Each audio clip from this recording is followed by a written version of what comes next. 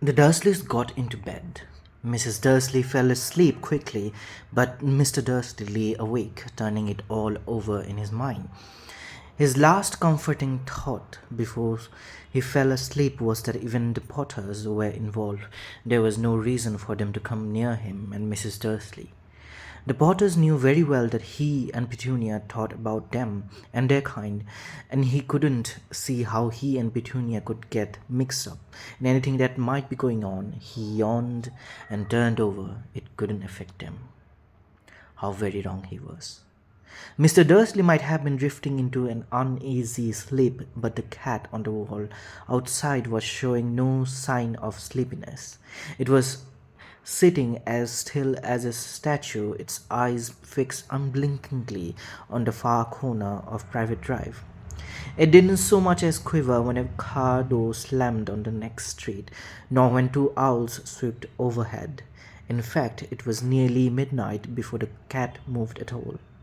A man appeared on the corner the cat had been watching, appeared so suddenly and silently you'd have thought he'd just popped out of the ground.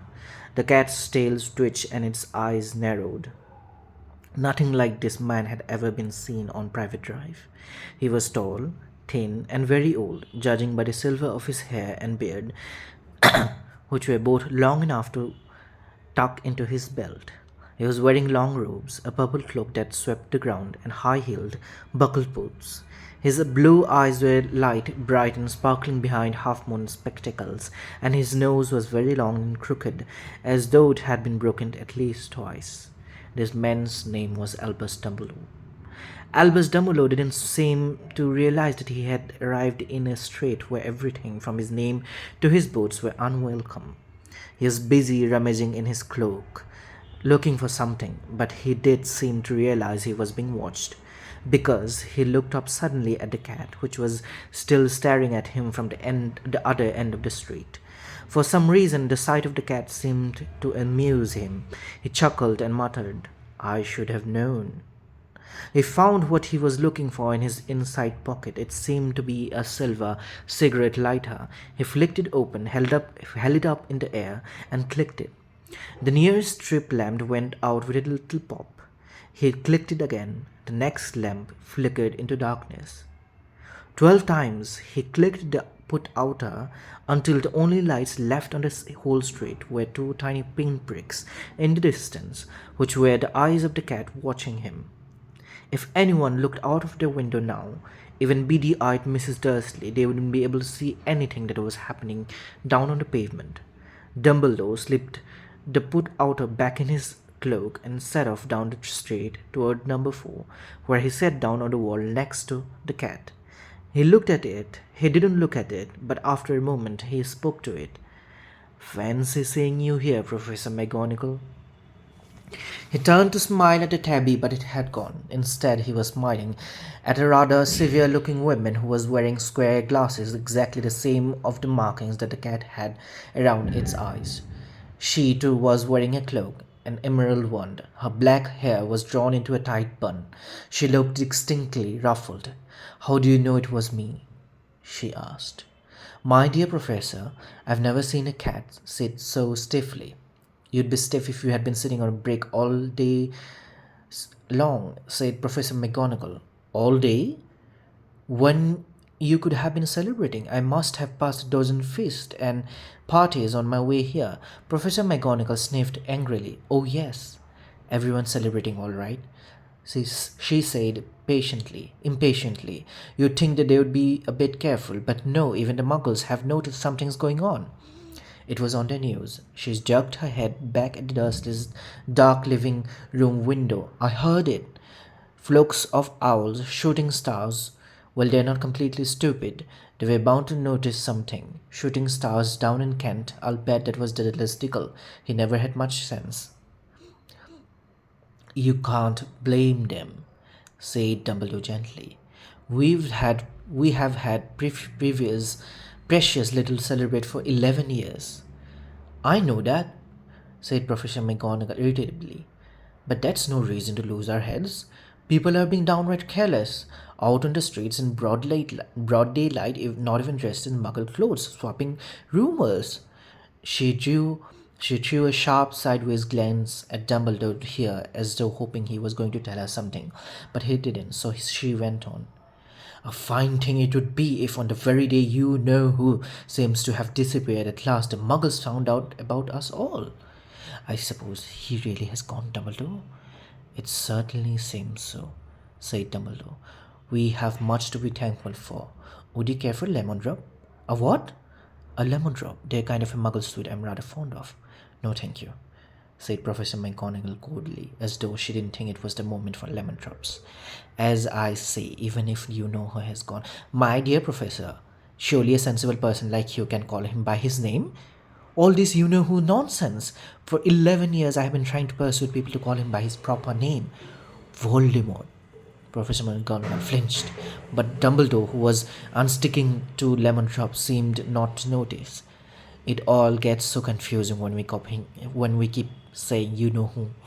I've never seen any reason to be frightened of of saying Voldemort's name. I know you haven't, said Professor McGonagall, sounding half exaggerated, half admiring. But you're different. Everyone knows you are the only one you know. Oh, all right, Voldemort was frightened of. You flatter me, said Dumbledore calmly. Voldemort had powers I'll never have. Only because you're too, well, noble to use them.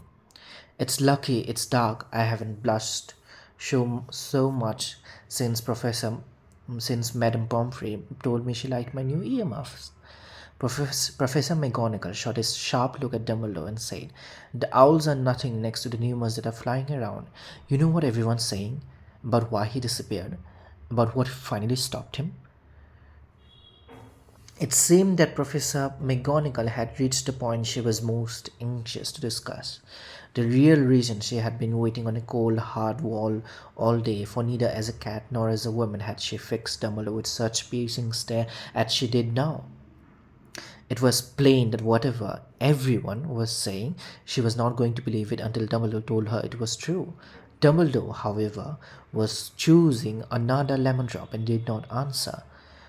What they are saying, she pressed on, is that that last night Voldemort turned up in Godric's Hollow. He went to find the Potters. The rumor is that Lily and James Potter are, that that they're dead. Dumbledore bowed his eye. Dumbledore bowed his head. Professor McGonagall gasped. Lily James, I can't believe it. I don't want to believe it. Oh well, Buzz. Dumbledore reached down and patted her on the shoulder. I know, I know, he said heavily. Professor McGonagall's voice trembled as she went on. That's not all. They're saying that he tried to kill Potter's son, Harry. But he couldn't. He couldn't kill that little baby. No one knows why or how. But they're saying that when he couldn't kill little Harry Potter, Voldemort's power somehow broke. And that's why he's gone. Dumbledore nodded glumly. It's it's true, flattered Professor McGonagall. After all he's done, all the people he killed, he couldn't kill a little boy. It's just outstanding of all the things to stop him. But how in the name of heaven did Harry survive? We can only guess, said Dumbledore. We may never know. Professor McGonagall pulled out lace handkerchiefs and dabbed her eyes beneath her spectacles. Dumbledore gave a great sniff as he took a golden watch from his pocket and examined it. It was a very odd watch. It had 12 hands but no numbers, instead, little planets that were moving around the edge. It must have made sense to Dumbledore, though, because he picked it up from his pocket and said, Hagrid's slate. I suppose it was he who told you I'd be here, by the way? Yes, said Professor McGonagall. Now I don't suppose you're going to tell me why you're here of all places? I have come to bring Harry to his aunt and uncle. They're the only family he has left now. You you don't mean you can't mean the people who live here? Cried Professor McGonagall, jumping to her feet and pointing at number 4. Dumbledore, you can't. I've been watching them all day. You couldn't find two people who are less like us.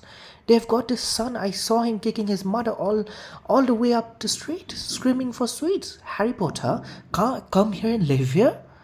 It's the it's the best place for him, said Dumbledore firmly. His aunt and uncle will be able to explain everything to him when he's older. I have written them a letter. A letter? Repeated Professor McGonagall faintly, sitting back down on the wall. Really, Dumbledore? You think you can explain all this in a letter? These people will never understand him. He'll be famous, a legend. I wouldn't be surprised if today was known as Harry Potter Day in the future. There will be books written about Harry. Every child in our world will know his name. Exactly, said Dumbledore, looking very seriously over the top of his half moon glasses. It would be enough to turn any boy's head, famous before he can walk and talk, famous for something he won't even remember. Can you see how much better off he'll be growing up away from all this until he's ready to take it? Professor McGonagall opened her mouth, changed her mind, swallowed, and then said, Yes, yes, you're right, of course. But how is the boy getting here, Dumbledore? She eyed his cloak suddenly as though she thought that he might be hiding Harry underneath it. Hagrid's bringing him. You think it is wise to trust Hagrid with something as important as this? I would trust Hagrid with my life, said Dumbledore. I'm not saying his heart is in the right place, said Professor McGonagall grudgingly, but you can't pretend he's not careless. He does tend to, what was that? A low rumbling sound had broken the silence around them. It grew steadily louder as they looked up and down the street for some sign of headlight. It swelled to a roar as they both looked up at the sky, and a huge motorcycle fell out of the air and landed on the road in front of them. If the motorcycle was huge, it was nothing compared to the man sitting astride it.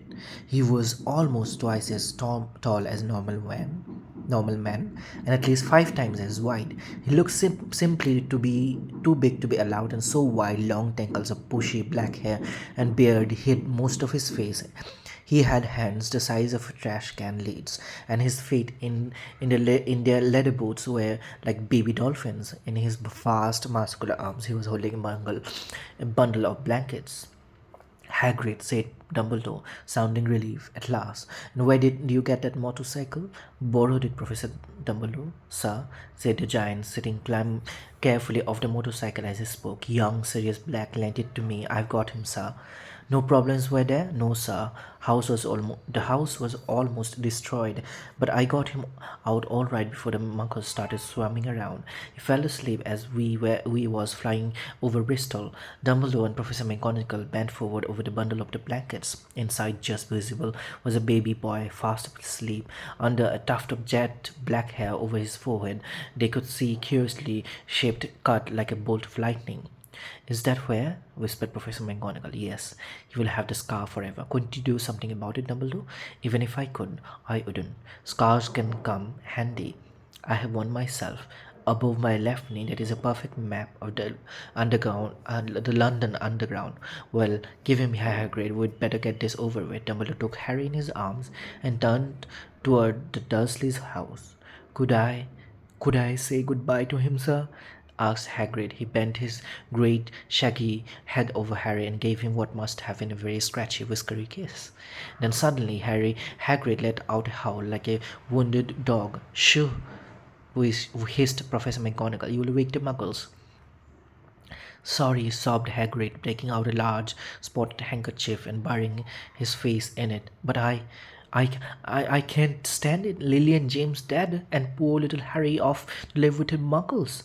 Yes, yes, it's all very sad, but get a grip on yourself, Hagrid, or we will be found. Professor McGonagall whispered, patting Hagrid gingerly on the arm as Dumbledore stepped over the low garden wall and walked to the front door. He laid Harry gently on the doorstep, took a letter out of his cloak, tucked it inside Harry's blankets, and then came back to the other two. For a full minute, the three of them stood and looked at the little bundle. Hagrid's shoulder shook, and Professor McGonagall blinked furiously. The twinkling light that usually shone from Dumbledore's eyes seemed to have gone out. Well, said Professor Dumbledore finally. That's that. We have no business staying here. We may as well go and join the celebrations. Yeah, said Hagrid in a very muffled voice. I'll be taking Sirius his bike back. Good night, Professor McGonagall, Professor Dumbledore. Wiping his steaming eyes on his jacket sleeve, Hagrid swung himself on the motorcycle and kicked the engine into life with a roar. It rose into the air and off into the night. I shall see you soon, I expect, Professor McGonagall, said Dumbledore, nodding to her. Professor McGonagall blew her nose in reply. Dumbledore turned and walked down the street. On the corner, he stopped and took out the silver put-outer. He clicked it twice. He clicked once, and 12 balls of light sped back to the street lamp, so that Private Drive glowed suddenly orange, and he could make out his tabby cat slinking around the corner at the end of the street. He could just see the bundle of blankets on the step of number 4. "Good luck, Harry Potter," he murmured. He turned on his heel, and a swish of cloak. He was gone. A breeze ruffled the neat hedges of Private Drive, which lay silent and tidy under the inky sky, and the very last place you would expect astonishing things to happen. Harry Potter rolled over his blankets without waking up. One small hand closed on the letter beside him, and he slept on, not knowing he was special, not knowing he was famous, not knowing he would be woken up in a few hours by Mrs. Dursley's scream as she opened the front door to put out the milk bottles, nor that he would spend the next few weeks being prodded and pinched by his cousin Dudley. He couldn't know that this very moment people meeting in secret all over the country were holding up their glasses and saying in hushed voices to Harry Potter, the boy who lived.